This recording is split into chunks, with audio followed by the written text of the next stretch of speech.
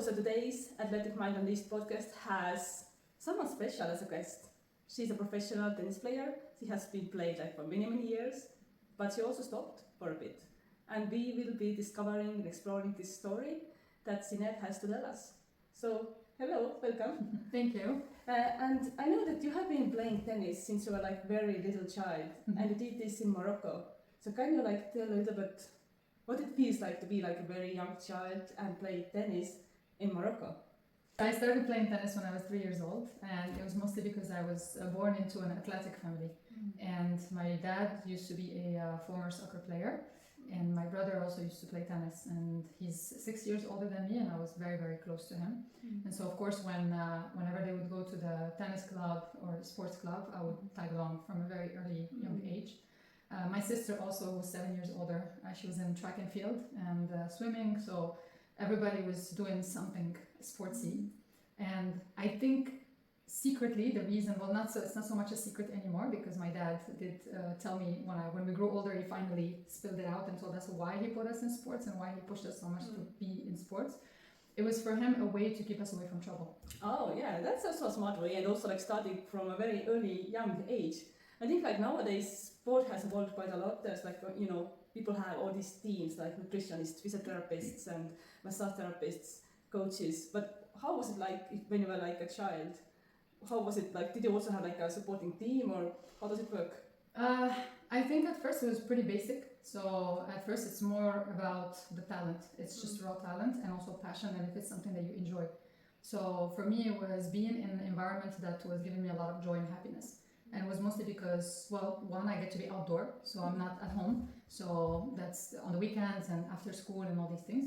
Number two, I get to meet other people and play all the time outside. And number three, there was the element of learning a new skill and doing something fun. And so the fact that my brother was also doing it made me want to do it as well. And then you realize that you're really enjoying it, you have fun. And then, there's always those other extra things that come with it, like, you get to have ice cream because you're, or you get to have that special soda because you're outside and your parents make that exception. And so of course there was this reward linked to it, or a positive reward to it. And so that was, I think secretly that's why I really enjoyed, that's how I got into it. And then after that, of course, the more you play and you feel like you're getting better, and then somebody sees it and they see that there's some type of talent. So organically I went from just kind of running around the tennis club, playing against the wall, playing against with other kids and so on, to playing every now and then, let's say with my brother, 10 minutes. Sometimes I would step on the court with my dad when he would play with his friends after work and so on. And from that, you end up playing, introduced to tennis lessons with other kids. So that's how it starts. So it's really very basic, nothing fancy. You don't need, those fitness trainings or physiotherapists, at least not at that age, and I was still a child. So maybe you don't have injuries yet. No, plus you fall and you get up and you continue. Kids are very resilient by default, so there's that. I think it's mostly around the element of joy and the passion. That's it. So there were rewards like ice cream, but then also restrictions. Maybe you wouldn't spend so much time with your friends, so you, had to sacrifice the time because of tennis. Yes, for sure. As a kid, definitely, as soon as I started getting better, and the more I started, let's say, playing tournaments, that's when things started to shift. Because the moment I started winning, and then my dad saw it, my parents realized, okay, there's something there, and I was really enjoying being in competition. All of a sudden, we had to start making some higher commitment. So I was asked, if this is something that I wanted to do. And of course, even as a kid, I was very aware that this is something that I really enjoyed, that I wanted to do. And so in order to do that, I had to be put in school that allowed me to finish early enough. So I would go to school, let's say, from 8 to 4 p.m. And then from 4 p.m. directly I'm on the tennis court to train. And you have to take it to the next level, because remember, we moved now away from the passion and the joy and the happiness of playing to now you want to craft this skill and you want to get it into the next level. And the only way to do it is to put hours and work and heart into it. And that involves removing a lot of the elements of, the social sides of growing up as a kid or teenager with friends and so on. So I had to say goodbye. Well, I never managed to get to it in the whole pajama parties, for example, or, going out with friends, play dates or anything like this in the afternoons or the weekends, because my weekends were full with either I'm playing tournaments or I'm playing tournaments. And if not, I'm recovering, and then during the week, after school, I'm going to train, and then after training, I get home, sleep, eat, you know, and then homework. So, so yeah, it's a sacrifice, yeah. But I think at first you don't feel it as a kid until you get to a point where, you know, okay, now it's becoming, like for everybody, it becomes a lot, and then you start to wonder, okay, like, is this what I want to do or not? But you still continue because, yeah. So even as a child, could you like also travel because of tennis tournaments? Could you already like explore the world? Yeah, I was traveling since I was 8 years old because of tennis. So I was able to, I think my first trip was in Tunisia, and it was to represent the Moroccan national team for an African championship. So it was interesting, you know, I traveled with the team, so I was with other kids and who were more or less similar age or older, and traveling with the national team, so the head coach, the director of the federation, etc. So it was pretty official, and those were the first times where I'm away from my parents and my family, and I'm by myself. Wow, already as an 8 years old, that's quite huge. You had to grow up very fast, actually. Yeah, I remember my dad, so I had to learn all these little tricks and hacks. So for example, for one, I used to have really long hair, and my mom was always the one who was fixing it for me. But now I'm traveling, and I didn't know, I used to have like really long braid, like one long braid.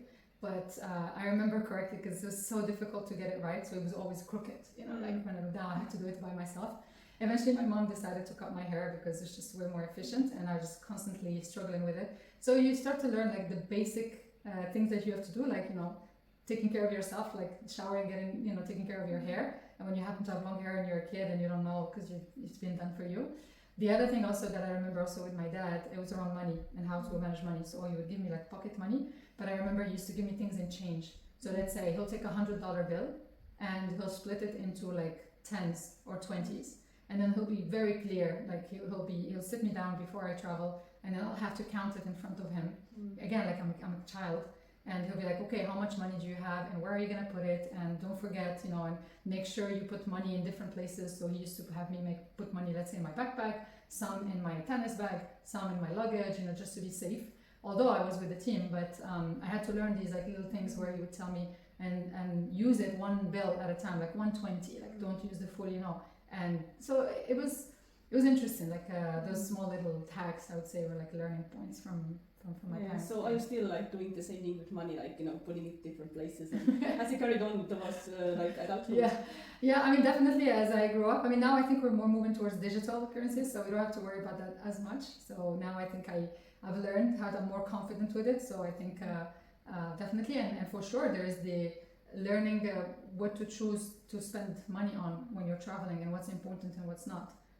So I do remember, like, I did make mistakes as a child because I would want to buy souvenirs, but what would a child buy as souvenirs, right? So I remember coming back from a trip from Egypt where I wanted to buy things for my family with whatever money I had left. And I remember coming back with like easily about 20 teddy bears. Because wow. I saw that I was excited and I still had money, so I was like, I had all these teddy bears with me. Now they're all in my suitcase, and the rest was like, I remember my mom was a big fan of these types of musicians and singers, so I would buy CDs of these singers for her, and then just it was pretty random, to be honest. Like, you have to think, like, I was just buying, but of course it comes from a good place. So I remember coming back home, and then my parents, I opened a suitcase and I'm given like the gifts that I'm bringing back, but it's all, you know, either toys or CD music or something like this, you know. So that was I even remember bringing a hookah once from Egypt because and you could buy this as a child. I don't know why I bought it, to be honest, you know. Like, I did bring like a small one home, and my dad, he was like, what have you been doing exactly in Egypt? I'm like, no, I don't know. Tennis? Mostly. So and I also know from the story that as a teenager, at one point you also had to grow up very fast when you were taken to the US. So maybe you can tell a little bit about this as well. Yes, it was a fun time. So I went to US for high school. So my dad, it got to a point where I was doing really well in tennis, and my brother and my sister were already in college in the US. And my dad thought, okay, like, it would be much easier for me to get a better shot, let's say, at my tennis career, and also possibly getting a really good scholarship if I were to continue and finish my school in the US. And since my brother was already there, so he kind of convinced him, and he was like, sure, why not? And that's how I ended up in the US. And obviously it was not easy, but I had to adapt very fast to it. And of course, I mean, I have to mention that I didn't speak a word of English when I was there, when I first stayed in the US. So yeah, imagine the scene, right? So I'm a teenager, and I come from Morocco, and a country where most people, if not no one, knew where it was.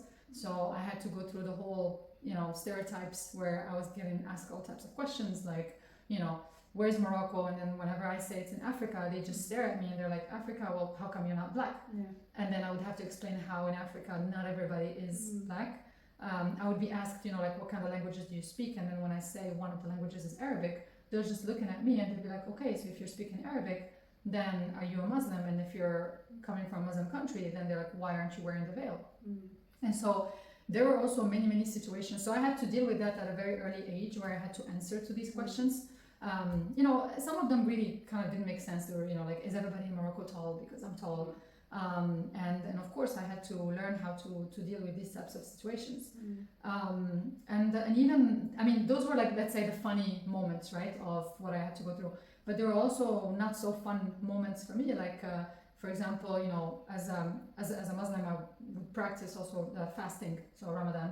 And it was very difficult for me because at school we were not allowed to, that Ramadan would mean like fasting from sunrise to sundown.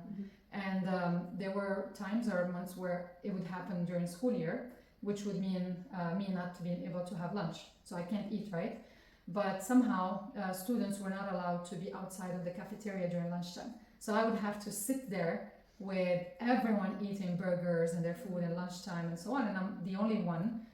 There wasn't a lot of people practicing the fasting, but I was doing it. And I would be sitting alone, and then of course having to deal with kids, teenagers, coming to you and kind of like daggering food in front of your face and be like, look at this, why don't you? So that was kind of like tough times where you're tested, but also you learn how to grow up understanding like other boundaries and also how to respect other people's belief systems and culture and all these things. So it definitely taught me to be even more empathic. There was also like other elements of culture that I needed to adapt and learn, which, for example, like where I come from, like the element of respect, schools in Morocco, like it's the level of respect that we give to teachers and professors is so high that it's not easy to just like raise your hand and like walk out of the classroom or this or that. It's like quite particular. And I remember in the US, because one, I barely spoke English, and I remember wanting to go to the bathroom.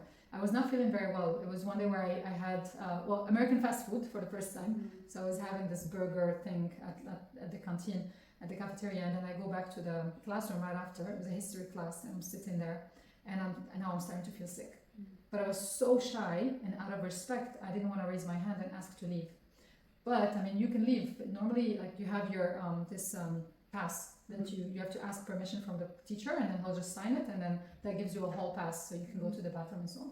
And I remember sitting there because I was simply so shy, I didn't know how to ask, and I was just sitting there trying to repeat the sentence so that I can raise my hand and build the courage to say, I need to leave, I'm feeling sick. And I didn't know the words for that. How do I say? So I was like, I need to go to the bathroom, how do I say that? And it was so difficult for me to speak up.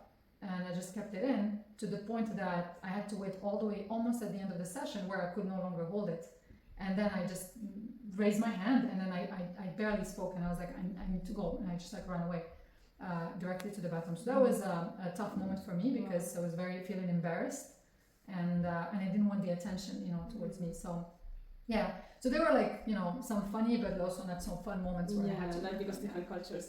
But yeah, speaking of Ramadan, this is also something that is part of your culture, and I think it was also there when you were a child and playing. So how does it like impact your, performance on the court? Does it also have any impact, or how do you play around this? Yeah, it's a very complicated one. It's very difficult. I think there are ways around it, but it's very difficult to. I mean, training wise, you could you alternate. You make some changes to your nutrition for sure. But it is very difficult, I would say, to continue at a high level performance during that month. I think there's a moment where you have to make a decision. either you're going to do it and then you have to agree that your performance will not be at its best, because otherwise it's detrimental. Simply because you're not drinking water. That's the biggest, that's the toughest thing. I think with food it's okay. I mean, we all last. Sometimes you can very easily spend a full day and then realizing you haven't had anything to eat, right? But drinking is different. So if you're not allowed to drink from sunrise to sundown, that's a tough one, and we need water, definitely. So there's a way around it. You could start drinking, you know, like nighttime and all these things, but it's still very difficult, and you cannot put in the same hours. So you can't, for example, some practical tips would be, well, you can't train in the mornings anymore. You have to shift your training hours towards the end of the day, because your threshold now and like ability to sustain the training is much lower. So you have to do it, you know, around the end of the day. Number two, probably you'll do less hours, and so you have to focus more on the quality of the workouts than the quantity. And then possibly you can also shift the workout schedules to the evenings as well. So you can do a bit before and then a bit after the you break your fast. That's also a possibility. Now, when you are in competition and you're playing tournaments, that's a different scenario. It's those are the days where you have to make a decision, because otherwise it's simply not possible. I've seen other players do that, and it's extremely painful, and it almost never works. So sometimes you just have to make a decision to eat or to drink at least, and then I mean, you figure out a way to repay it back or redo the fasting or of those days. It's a very complicated topic to touch. Yeah, it's like, imagine if you had to do it in Estonia right now when the sunrise is like 4 a.m. and then doesn't really properly set, and maybe that's around 11 p.m. So you would have only maybe 5-hour window when you can like drink and eat. Yeah. Well, this is where the religion is very flexible in that way. So there are lots of exceptions to it, to the rules. So definitely, if you are in extreme scenarios like this one in Estonia, where you only have a couple of hours window for eating and drinking, that's not, you don't do that, for example. If you are in situations where there's extreme weather conditions, extreme heat, for example, then also. So it's anything that's going to be detrimental to the health of the person. That is an exception where you get to break the rule in a way. Okay, and talking about food again, it's like, so you went from Morocco to the US, and I think the food culture is also like very different. Like you said, you were sick because of a burger. So how did you manage with eating when you went to the US? Yeah, that was my brother took care of most of it, so he was cooking at home most of the time. But there was definite changes in my nutrition. I mean, I went from eating home cooked meals with lots of spices and very much vegetable oriented and meat type of food, to fast food chains, to how the US, the food is in the US. And of course, as a teenager, you're drawn to those types of food. Who wouldn't want a burger from McDonald's or Burger King or Wendy's or this? There's so many of them, and it's so easy to go to them as well, and it's cheap. On top of that, that's the other element, and it's very quick. And especially if you're at a home where, I have my brother was incredible at cooking and preparing the meals and all these things, but he was also a university college student, right? So it's not like I had my mom with me who was taking care of us and cooking everything and all that stuff. But I did get sick. I had to go through it, and I guess your body becomes resilient in that way as well. So I do remember days where I would only eat bread with a little bit of butter, and that's about it, or rice, like plain white rice, for a little bit, and just water. So then eventually you start to build the resilience around it, and then you do your best to cook your meals and to learn and so on. So you had to adjust in so many ways, culturally, food-wise, learn the language. And how was the training in the US? Was it mostly the Americans you were playing with and training with, or how was it? No, it's a mix. So tennis academy, training with other people. There's a lot of Americans for sure. A few people from other countries, and it was a mix of fitness and tennis. So very serious. We put in the hours, definitely. So there was an element of training hard and prepping the meals as well. So I would have my lunchbox with me. But it was very definitely very interesting, and a lot of learning, and I trained with a lot of great players, and the coaches were also very good. So my performance did grow exponentially very, very quickly, because they have all the equipments, all the knowledge, the know-how, everything. It was another level, definitely. So as a teenager, you were already like playing in tournaments and like getting better and better all the time, and like going somewhere in the world, right? Yeah, no, definitely. For me, it felt like it was the place to be. And of course, as I stepped in, when I first joined, I didn't feel like I was the best anymore or the number one anymore. That was the difference, because I was number one in my country. I was one of the best in my region, but now I stepped in a much bigger field where there's way more competition. So it gives you an opportunity for growth even more, because now you have more people to look up to, and kind of like compete with, and so the challenge helps you grow faster. So you don't see it as an obstacle, but it's like an opportunity to grow, actually. Because there's like so many places where to grow. And I think you were doing it very, very good. Everything was going fine, but then something happened. So maybe you can go into this a little bit, because it was also like a very big turning point in your life. So up until my high school, last year of high school, so as I graduated from school, I was very lucky to have full scholarships almost anywhere I wanted in the US. It was really an amazing year, my last year. I had full scholarships to play tennis and to get an education. And I ended up choosing this university in South Florida, in Tampa. Amazing program, amazing tennis team. It was a Division I school. The head coach at the time, she was like number one in the world for 7 years in doubles. Amazing. And so and I was selected to be part of that program and part of that school. So of course, for me, that was it. Like, I reached the dream, or I reached the objective that I was sent there to do. So everybody was super proud. My parents, my brother and sister, everybody. And of course, my dad, he was feeling that in the end he did well. He did good in sending me, because look, now it paid off. And so this is happening a few years after 9/11. So I think it's important to mention that. And let's just say that the visa requirements had become more and more restrictive, and there were more constraints around it, which required that I go back home to Morocco in order to do any type of legal visa-related paperwork stuff. So I wasn't allowed, or we weren't able to do it in the US anymore. And so that's when I decided with my parents, with my family, to just fly back to Morocco for 1 week, very quickly, do a quick change of status, and then do my visa, which was like a formality, and then come back to the US. And this is where kind of like things shifted for me, because when I went to the US consulate, and I remember for the very first time I'm going there, now I'm doing it as an adult. Before that, I used to go in as a minor, and so my dad would be the one accompanying me. Only this time, because I was 18, I had to go by myself. And I don't know if you've ever done a visa request before. Not really. Not really. Okay. Well, I mean, this is it's an experiment in itself to go through, because it's very simple.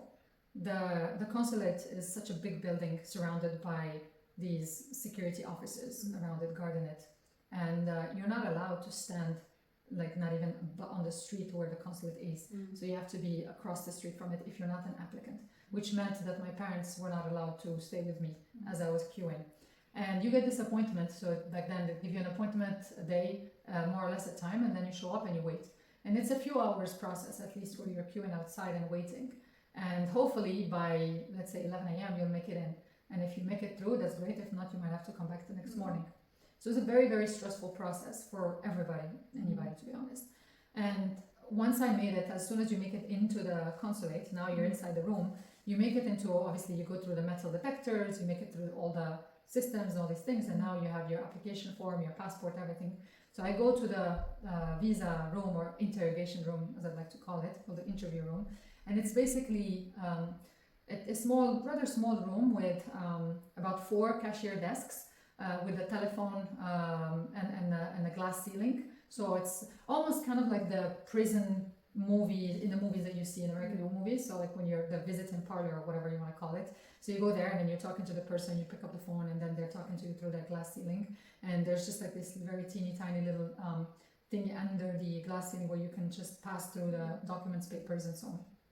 And so you stand there, there's like these seats behind you, and so everyone in the room gets to hear your story. There is no privacy whatsoever. So there's 4 cashier desks, and then everyone behind you is just sitting, and you can feel the tension in the room. Like, everybody's so nervous because, of course, they're putting their hopes and dreams. Everybody wants to go for a better future, whether for education, maybe for work, maybe to find love, maybe to move and rejoin their families there, whatever. So everyone there had a dream, and we're sitting there, and somehow, because of the whole process and the whole experience, even if you're the most confident, most joyful, happy person, you still feel the tension, you still get anxious, and you feel it in the pit of your stomach.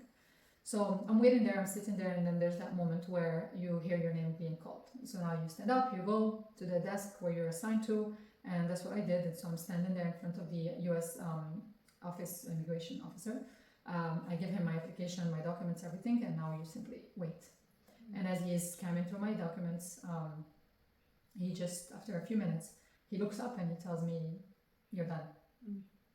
So now I'm like, what do you mean I'm done? And he goes, "Yeah, you're done, you're not going back." And now I'm thinking, okay, this is some type of joke, because I'm not sure, like, what does it mean? And he just says, "Yeah, you're not going back." And next thing I know, I see him reaching out to this like red stamp, and he pulls out my passport, and then he just puts a big red stamp on it that says US visa revoked, and then that's it.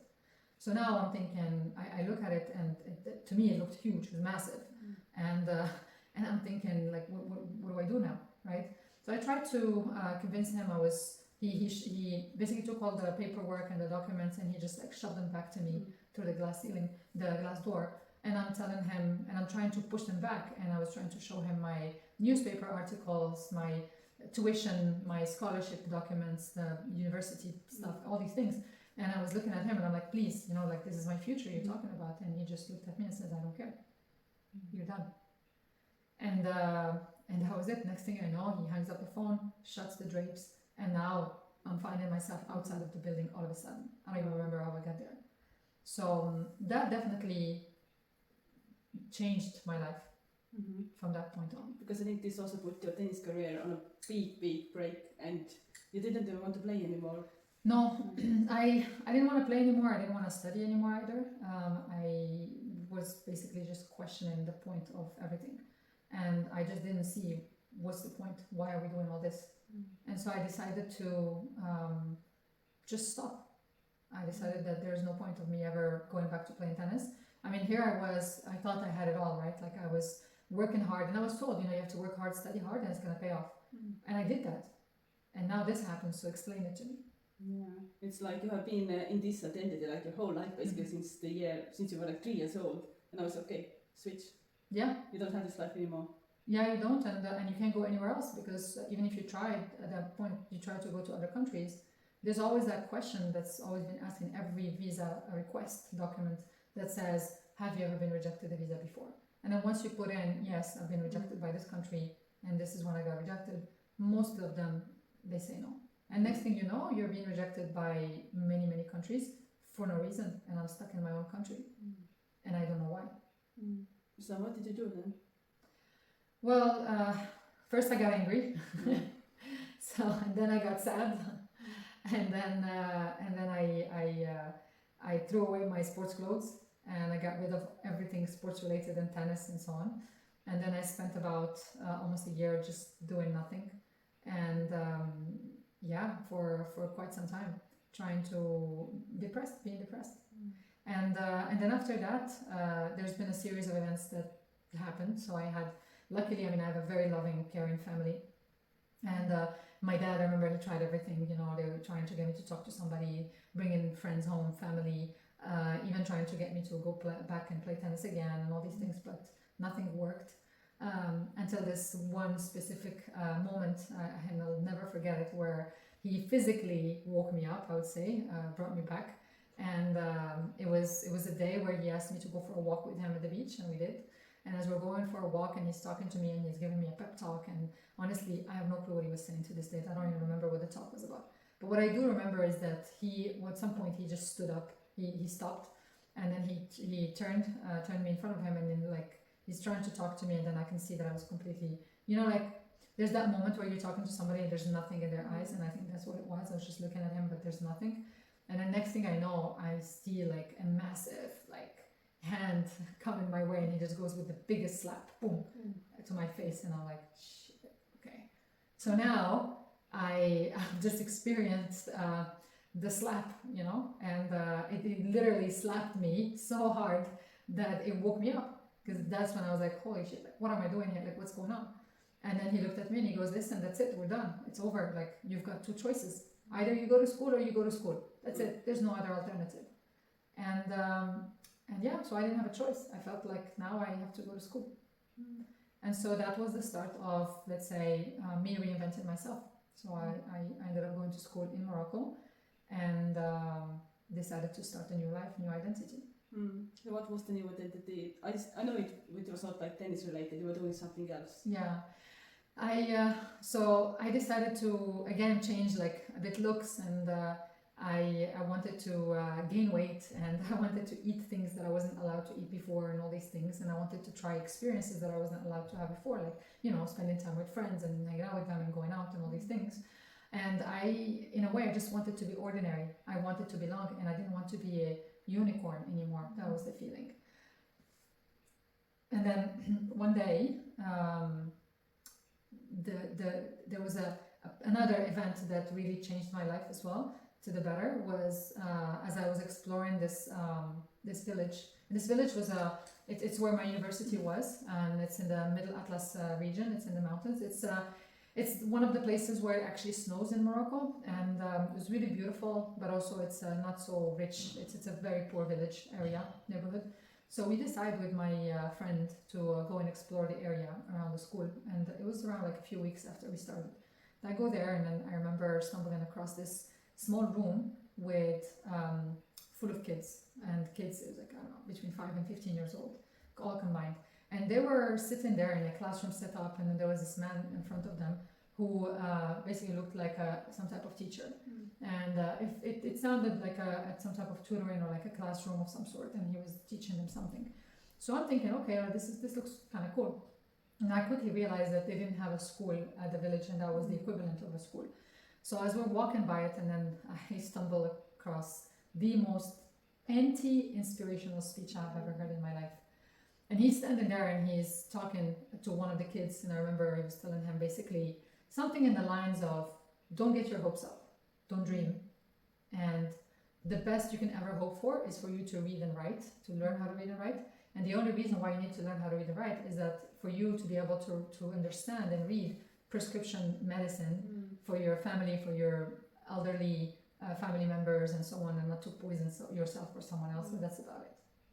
And so that's when it hit me. I was like, I couldn't help myself but to confront the man. And as I did that, he looked at me, judged me for being a student at the university, thinking that I was, coming from that fancy school. And he basically just threw the problem back at me, and he told me, you know what, why don't you do it? And he just like walked out of the room. And So you suddenly became a teacher? Yeah, suddenly I'm standing in front of a room full of kids, and they're looking at me and my friend is like, what did you do? And I'm like, I don't know, but what do we do now? And I'm looking at this, and the guy was gone, and now I have to find a solution for this. And that's when it hit me that I was actually privileged, that my problem was not a problem, that my issue was not that much of a big deal really, and that maybe, just maybe, the reason why all of this happened is because I was supposed to be there in that very same moment. And that's when I decided to take the challenge and try to see how to help.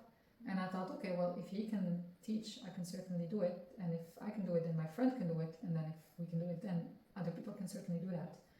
And so that's when I go back to school, and then I try to come up with a program, a tutoring program with an association, and where basically students would sign up, so we would call for volunteers. And a lot of people actually showed up and volunteered to help. And now all of a sudden we're giving tutoring classes on different courses for these kids, for that village. And then one thing led to another, and it became more and more popular. And that's when I realized, actually, this shouldn't be on a volunteering basis, it has to be mandatory. So that's why we took it to one step further and made it so that with the university, the only way to get a degree from that school is to attach it to a 60 hours community service contract of some sort. And the best way to get your 60 hours is to give tutoring lessons. And to be honest, once you do the first, I want to say the 5 hours, 10 hours mark, you build an attachment towards these kids, and it goes beyond 60 hours. Once you do that, you don't want to stop. Wow. So you're actually giving back to the community, and you found like a new purpose. Before you were like mostly, I don't know, playing for yourself. Yeah. And now you were like doing something for the others. But at some point, still, many years later, you came back to tennis. Yeah. What was this switch? So for me, it was a series of events again, but it was really, the more I was doing these things for other people, the more I was helping others, the more I was healing, or at least I was coping much better with my situation. And I was thinking much less about my problem, or thinking that, this happened to me, now I'm here not because of it by choice, but because I have to. So I realized that the more I was given, the more the universe was giving back to me. So I had more opportunities opened up. And then afterwards, I started working for Fast Forward. I finished my school studies, started working at Microsoft, incredible experience, but I was still doing a lot of community service on the side because I understood that this was something that I couldn't live without. And so I would always find ways to help people. And it doesn't matter the how, like whether it's through associations or organizations or this or that, or simply on a one-on-one level. I still managed to constantly do that for people because it was healing me back and making me feel good. And then fast forward, because of that, it opened other opportunities because I ended up being recruited actually to join this other international volunteering organization called the Global Shapers. And they're part of a foundation based in Switzerland as part of the World Economic Forum. And one thing led to another, and here I was connected to a platform full of other people, like-minded, everybody impact-driven, kids or young people in my age range who wanted to give back just as much as I was doing. And so that led me to eventually start traveling again, leave the country, and through which I met my husband as well. And then I moved to Switzerland, and then all of a sudden I'm in this situation where now I realized once again, it hit me that whatever reason that didn't allow me to play tennis back then is no longer the case today. Because at the end of the day, yes, I was coping with my situation. I was healing one step at a time, but I could no longer ignore the elephant in the room.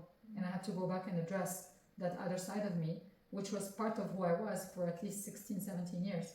And so I had made such a dissociation with that person that you always feel somehow incomplete, and that I needed to bring it back together and to complete it and to fully heal. And that's where the decision came from. And of course, I mean, it's not that simple, right? I mean, it's not like I was sitting, I was like, oh, cool, now let's do it. I'm going to go back to tennis. That's not how it happens. It's a process where you go through a lot of self-reflection. You go through a lot of self-doubt, and you start to think, how crazy would that be to go back to play professional tennis? And then, of course, you go like, nah, I'm too old for this. It's over. I've done this. I've had my chance. This isn't, my life is not about this anymore. This and that. But then I started like small at first. Like I tried to go to the gym for a little bit at first. I was like, go to a tennis club and just step on the court. Pure frustration. Nothing than frustration. That's all I felt. And it didn't last. I tried it for, a couple of weeks, and then I would go back home and I don't feel good. And then it hit me that I realized that's not what I wanted. It wasn't enough. The dream was not big enough.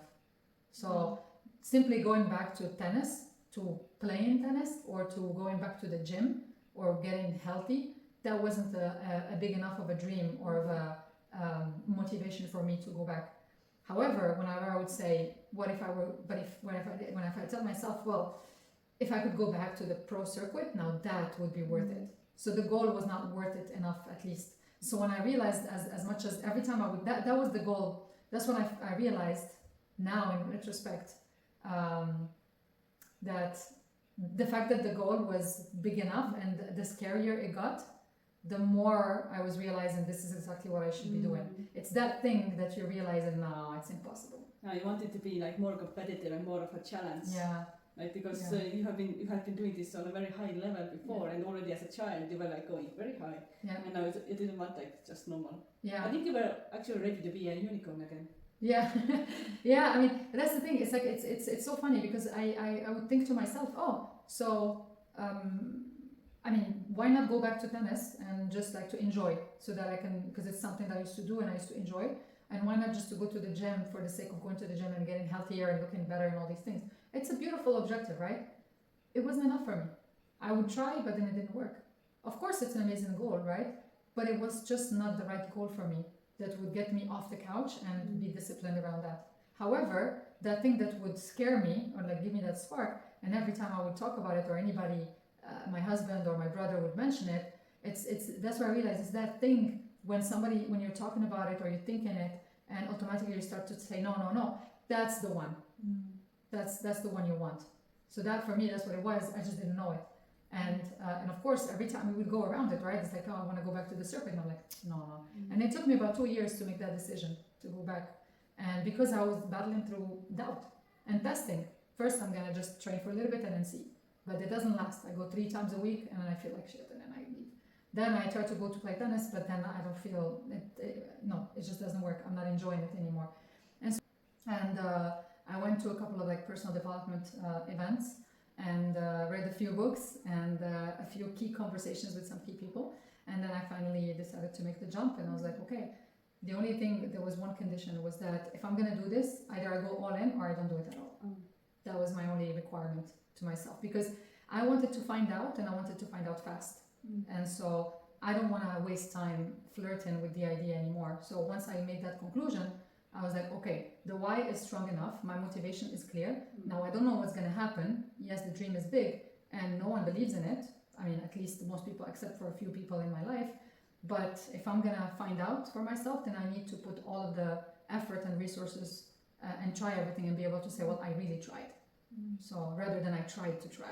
So you went back, you were actually training again with people who are like much younger than you. You were like restarting. You were going back to teenage years, kind of. Yeah, that was fun times. I go back to a tennis academy, and of course, like most of the players there are half my age, and they're wondering, like, why am I here? And of course, nobody understands or knows my story really. And that was a very, very interesting moment for me, where I had to work a lot on myself also, because that's when all the emotional baggage comes up.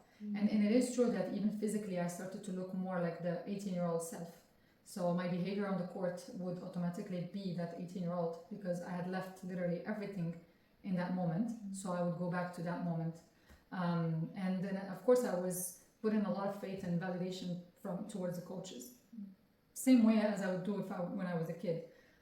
Only this time it was different. I was older, I was an adult, and it took me a bit of time to realize that I had to take over the project itself, and that I was the one who had to lead it and to know and understand what is it that I want and how I want it, and so on. So, but it was, in the end, like, I mean, at first it was really difficult for sure. And I mean, it was tough. Like, there was a lot of crying involved every day, self-doubt constantly. Every day I was questioning why I'm here, why am I doing it? But then the next day I'm still there. And the only reason, my why, or that thing that kept bringing me back, was basically because I've always been very disciplined. And that element of, I've set my mind to do something and I promised I was going to do it. So I need to see it through. It's almost like, well, I can't stop now and I can't quit. So if I'm going to do this, I have to do it. I can't just stop now. And so as much as I was feeling really bad, I was constantly back. And I did a lot of journaling. And when I go back to those, it's very painful for me to reread the journals, everything that I wrote back then. It was all very negative. Most of them are a lot of dark thoughts, a lot of emotions around, questioning why I'm doing it. Who am I to think that I can do this? What is wrong with me? I had a perfect life and now I'm back and I'm doing this, waking up early morning, 6 a.m. and I'm like on the court and suffering for 6 hours all day with kids and everybody looking at me, and you can sense that nobody believes in this and so on. And I'm thinking I'm too old for this. So why am I doing this to myself, right? And of course I was in full isolation as well, because I had to preserve myself from, let's say, negative opinions or energies or people that were not like positively, encouraging me into doing it. So I've only surrounded myself with very, very key people that knew it.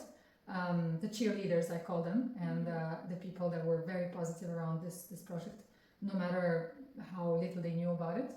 And that was very important. But for sure, I did go through a period of isolation where I didn't talk about it, and nobody even knew what I was doing. You were living like a secret life for a while. I was, yeah. For a long time, I would tell people, people would think that I was still at my old job. And I wasn't even in Switzerland anymore. I was spending more time in Italy at that time for training. and people would just think that I was there for work and nothing else. And so yeah, it was a self-preservation mechanism. And I think if I had to do it again, I would still do it the exact same way, because I think when you try, whenever you try to embark on something new, something different, most of the time people are always trying to find ways to get you not to do it. There's always a million reasons not to do something, right? Yeah. And so one way to preserve yourself is to actually go and do it on your own and just keep the ones that are positive, the right people, the right support system. And then, yeah, when you're ready to go back, then you're stronger and more resilient to tackle it. Because you're very, very vulnerable at the beginning. I think actually the people are projecting their own fears. Maybe you can do it, but they are afraid that if they were going to do it, they would fail. It's not actually about you, it's about them. Exactly, yeah. And of course, because they don't know that, because it's not their why. And it's not strong enough for them. They're not hungry for it, so they can't understand it, for sure. So, and especially, like when people also, like they try to put themselves in your shoes, but not really. And so it's, they would look at me at that moment and be like, well, why would you do this to yourself? As if it was something bad. Why would you do this to yourself? You've got it going. You have a great job. You have a great husband. You live a great life. And so why are you doing this to yourself? Just carry on with your life. Is this some type of self-sabotage thing that you're going through? And so I'm like, no, it's not. It's not. It's something that I knew in my core that I had to go back and revisit and heal from. And yeah. I think, but also at some point you got so good that eventually the world and all the people who you didn't tell, they found out. Yes.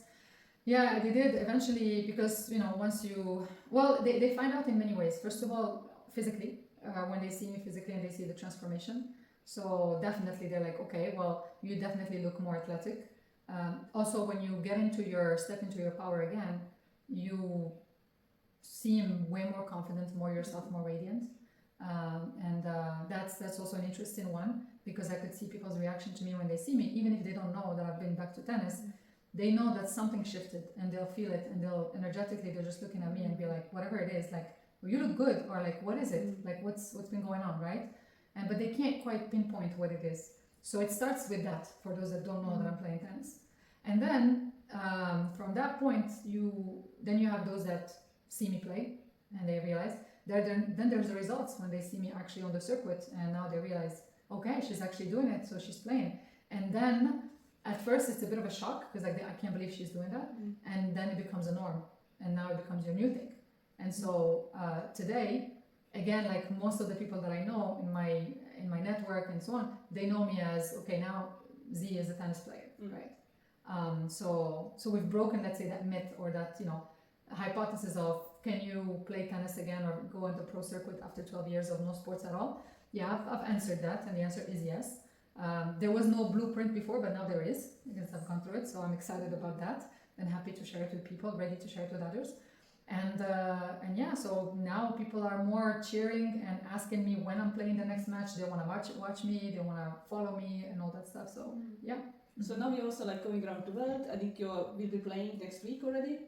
Yeah, it's been a journey. So I managed to get on the circuit again, which was not an easy thing. It's been a journey, definitely. So week after week, going from one tournament to the other, learning a lot on the go, on the field, I want to say. Yeah, now I'm continuing the tour. I'm playing some more tournaments, and we'll see what happens. Yeah. And this also means that your life is very, changing all the time, because I think we had a chat a few days ago when you said you never know where you're going and when you're going, because in a tournament, when you lose, you're leaving. When you don't lose, you will stay. It's always very adjusting and flexible, and yeah, you learn a lot of change. You learn that change is a constant, and you learn that of course, yeah, the one example that you just gave right now, and I know a lot of my friends, they're like, oh my god, I don't know if I could do that, because every time, they would ask me so when am I going to see you again, or when can you come to this, can we meet here or there, and I'm like, I honestly couldn't tell you. I can only tell you about a week before or 10 days before, and even that, and it's not for sure, because if I'm playing a tournament, it depends when I lose. So I've been constantly, since I started playing on the tour again, just on a one-way flight tickets, and just building up from there, because it depends when you lose, it depends how you feel, it depends if there are no injuries, it depends which tournaments you're going to go to, Also, it depends on political situations. So keep in mind that COVID the past few years. So knowing which countries to enter and which ones are safe to go to and what are the restrictions and so on. So we had to navigate through that as well. So yeah, it's definitely you learn how to be more adaptable and even more flexible. So yeah, definitely. Yeah, I don't know if you have like any typical years, but like how many months of the year do you actually like travel, and how much time are you like in one spot, or do you even have like a home now? Yeah, it's complicated. It's the traveling. It's all year round, to be honest. So the average would be you should aim at around 25 tournaments per year at minimum, more or less, or on average, which means 25 weeks on the road. So that's a lot, and at least that, plus you add up all the other elements like the training, because you have to go back to your home base to train, recharge as well. And so and that's the minimum, and then you add up more and more tournaments, more weeks as you go. So how do you keep up with, for example, with nutrition on the go? What are your tricks? It's a big one also. It's a whole other topic. So so there's a few tricks that you can, for example, like very simple. There's some supplements to keep with me at all times. Something like magnesium, zinc, melatonin, vitamin D. Even when I'm in the sun, still need to take it all the time. Vitamin C as well. So there's like I would say like a nice cocktail of supplements that you always have and carry with you that I take all the time. Then I have all these sports supplements that I carry with me as well for recovery, and other types of drinks, not energy drinks, but like supplement drinks that you can have also during your travels, but you also have it when you're training. And then there's the basics, like for example, I've learned to travel with my own set of olive oil, for example, because very good quality olive oil, it goes a long way. Sea salt as well is a big one, because more often than not when you're traveling to places, and at least you've got the right types of potassium and sodium and the right type of minerals in, and the olive oil also is extremely beneficial. So I would travel with that a lot of times. I would have types of protein powders or collagen powder with me as well. And I would have like a very small portable mixer, which now you can get at 20 euros. It's nothing, and it's very useful. So you can make your own like drinks that you can have. And then once you are on tour, like on the sites, it depends. You have to see what's in there. And then there are moments where I have to keep it very basic. So yes, there were weeks where I would have to eat, stay away from anything. If I'm not sure of the quality of the food, I would stay away from anything raw. So salads, those things that usually you're thinking are good for you, like the tomato salad, the salad itself and so on, I wouldn't touch it, because you never know if they've been well washed and so on. So you want to go for cooked food. So at least if there's any type of germs or something, it's killed in the process of cooking. So, and at times there were moments where I would just stick with white rice and chicken. That's the best bet. And I think if you talk to any tennis player and you ask them what is it that you usually eat, when you don't know what to eat anymore, they'll tell you rice and chicken most of the time. It sounds a lot like bodybuilding. Yeah. Rice and chicken. Yeah. I mean, that's because that's the easiest and like the safest in a way. And so you go for that, and at least okay, like you can't go really that wrong with it if you can. And then there's so many. It really depends where you are and what do you have access to. But if you really don't have access to anything, lots of water, sea salt, olive oil, and that. And when it comes to like training places, you travel a lot. How's the quality of that? The tennis courts and all the sports facilities. It's a Kinder Surprise type of game. So it depends on the locations. Some are like amazing, where you go and it's like full amazing gyms, and there's like 25 tennis courts and all these things and so on. You have a lot of players and so on, and the food is great. And then there are other places where they don't necessarily have the same resources. And those where you have to adapt a little bit more. So where there are days where I have to, like let's say there are locations where they don't have a lot of tennis courts, and there's a lot of tennis players, and in order to plug in time for you to train, you actually have to be on the court at 5 a.m. before actually the sunrise. So there were many days where I would find myself at 5 a.m. training, and then at 7 a.m. because after that the courts are being taken by the tournament, for example. So, and then if you want to go back to train again, you need to wait until the end of the day where the tennis, the matches are over, and then you see people playing at 8 p.m. until 1 a.m., 2 a.m. and so on. But at least you find a way if you really want to do it. It's not like... Yeah, you don't have a choice. I mean, it's either that or you're not playing at all, and you can't have that. So, so there is that. There is the yeah, you try to find maybe other places to go, like in the same location. Maybe they have tennis locations somewhere else where you can go and train. So yeah, there's an element of hustling that's always there. I think if you really want this, you will always find a way because this is like so big part of your identity, and it is your life right now. Yeah, it is. It's like you always find something. So, what is like a good example of a very good place where you trained, like maybe recently? What's your favorite? To train or for tournaments? Let's say both. I mean, to train. Let's do the tournaments because that one is, for me, one of my favorite places was Turkey. So in Antalya, they have a very nice resort and with lots of tennis courts and beautiful gyms and spa, and so the cold plunge and the sea is right next door, and the food is quite decent. So so those are like very nice surprises. But I don't ask me about the least favorite because I asked about the best one. Let's focus on the positive, And to train, honestly, there's a lot of nice places to train, whether in Switzerland, whether in Mallorca, whether in Italy. It's really places where you have. It's about the quality of the players that are there and the coaches most of the time. Yeah. So it's also about the people. Yeah, and you realize, to be honest, you don't need much in terms of to train. Like gyms, for example. My best time or like favorite moments or trainings were at the gyms that were not that sophisticated. You don't need a lot. In these kind of gyms you can get creative. Yes, no, 100%. Yeah. So if somebody wanted to keep an eye on you, where can you be found? Are you also on social media or? Yes, I am on Instagram. I think would be the.